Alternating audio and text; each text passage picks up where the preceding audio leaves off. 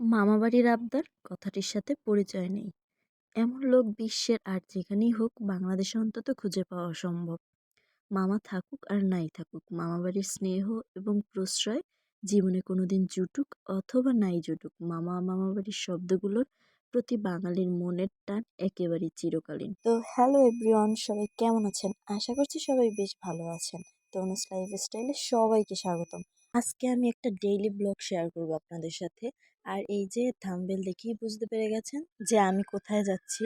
আসলে আমি আমার মামা বাড়ি যাচ্ছি বেড়াতে। সেখানে গিয়ে কি কি করলাম সেটাই আপনাদের সাথে শেয়ার করব। গিয়ে ফ্রেশ হয়ে নাস্তা খাওয়ার পর এই যে আম, চাল ভাজা আর সাথে পপকর্ন নিয়ে বসে পড়লাম। শীতের রাতে এগুলো খাওয়ার মজাই আলাদা। আর এই যে চাল ভাজাটা, এটা আমার জন্য স্পেশালি করা, কারণ এটা আমি অনেক পছন্দ করি। চায়ের সাথে খেতে এটা আরো বেশি ভালো লাগে। আপনারা কারা কারা পছন্দ করেন অবশ্যই কমেন্টস করে জানাবেন। আর দেখুন কি সুন্দর কিউট একটা বেবি, শীতে সে একদম দিদনের পিঠে উঠে বসেছিল। আর দেখুন কেমন করছিল, ওকে দেখে আমার বেশ ভালোই লাগছিল। এত সুন্দর একটা কিউট বাচ্চা। শীতের রাতে গ্রামে তো তেমন কোনো কিছু করার থাকে না, টিভি দেখা, ফোন ব্যবহার করা, এগুলো ছাড়া তেমন কিছু করার থাকে না। আর তাই আমি একটু বসে বসে ভিডিও করছিলাম আর ল্যাপের ভিতর ঢুকে বেশ আরাম নিচ্ছিলাম। দেন আর ভিডিও করা হয়নি। আর তারপরের দিন সকালে উঠেই দেখছিলাম দুইটা মেয়ে জল নিতে আসছিল। আমরা তো আসলে এই কাজগুলো সাধারণত শহরে বসে করাই হয় না। আর গ্রামের মানুষগুলো কত বেশি একটি। আর এদিকে তো দেখছি মিনি সকালে ঘুম থেকে উঠে রোদ পোহাতে চলে এসেছে। আর রোদ থাকলে তো সে রোদেই বেশিক্ষণ টাইমই কাটায়। তো যাই হোক, তারপর এই যে দেখুন গাছে কত সুন্দর সুন্দর ফুল ফুটেছিল। আমার কাছে এগুলো দেখতে বেশ ভালোই লাগে। আর এই ফুলটা আমার অনেক ফেভারিট, আমার কাছে খুবই ভালো লাগে। আর হচ্ছে এই যে লাল জবা ফুল, এটাও আমার কাছে বেশ ভালোই লাগে। দেন একটু হাঁটাহাঁটি করছিলাম, কারণ শীতের দিনে গ্রামে সকালবেলা হাঁটার মজাই কিন্তু আলাদা। শীতকালে বেড়ানোর সুযোগ পেলে অনেকেই বেছে নেন পাহাড় বা সমুদ্রকে, কিন্তু শহরের জীবনে অভ্যস্ত মানুষ প্রকৃতির কাছে খুব একটা যান না। আর যারা প্রকৃত শীত অনুভব করতে চান তারা অবশ্যই গ্রামটা ভিজিট করবেন। গ্রামে শীতের দিনে প্রকৃতি উপভোগ করতে অবশ্যই আসা উচিত। আমি খানিকটা দেরিতে ঘুম থেকে ওঠায় কুয়াশা মোড়া শীতের সকালটা অনুভব করতে পারিনি। এরই মধ্যে গোয়াল চলে এসেছে।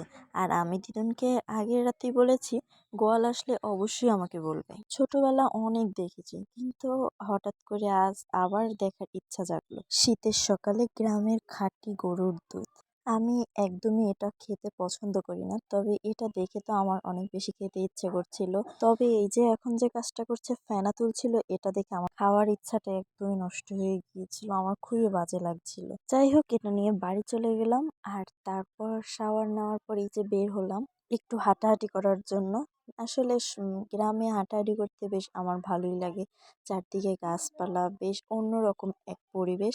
শহরে চাইলেও এটা আসলে এই পরিবেশটা আসলে পাওয়া যায় না। আমি সত্যিই শহরে বসে এই মুহূর্তগুলো, এই পরিবেশগুলো অনেক মিস করি। তো যাই হোক, এই যে খেতে বসে পড়লাম। আসলে আমার সেদিন একাদশী ছিল, খেতে অনেকটাই লেট হয়ে গিয়েছিল। আর এই যে ফুলকপি আলুর তরকারি আর সাথে ছিল রুটি। আপনারা কারা কারা এই একাদশীটা পালন করেছিলেন অবশ্যই কিন্তু জানাবেন। আর এই তরকারিটা কিন্তু অনেক বেশি টেস্টি ছিল। আর গাইজ, আমি কিন্তু এগুলো একা একা খাচ্ছিলাম না, এখানে আমি জীব সেবা করছিলাম। দেখুন, এই যে মিনিটাকেও দিচ্ছিলাম, খাওয়াচ্ছিলাম। আর এই বাচ্চাটা খেতে যে এত লেট করে, খুবই আস্তে আস্তে করে খায়। আর এর মধ্যে দেখুন আর এক জীব চলে এসেছে। আর এই জীবকে খাবার দিয়ে তো আমি মহা বিপদে পড়ে গিয়েছি, সে আমার পিছন পিছন ঘরেই আসা শুরু করে দিয়েছে।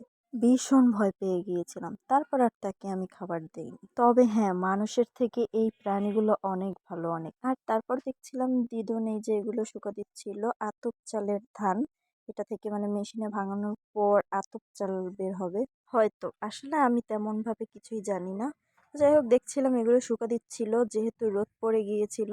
আর তারপরে বেশ অনেকক্ষণ পর তাকে আমি খুঁজে পেলাম। সে কোথায় ছিল জানি না।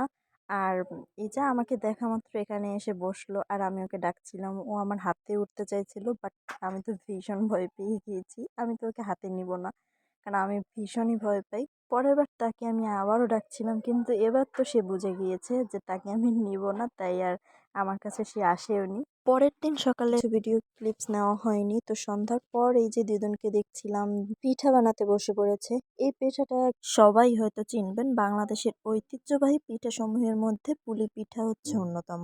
খুলনা অঞ্চলে এটা পুলি পিঠা নামেও পরিচিত। তো আমরা সবাই বলে থাকি পুলি পিঠা। তো কে কোন জেলা থেকে দেখছেন আর কে কি নামে চেনেন অবশ্যই আমাকে কমেন্টস করে জানাবেন।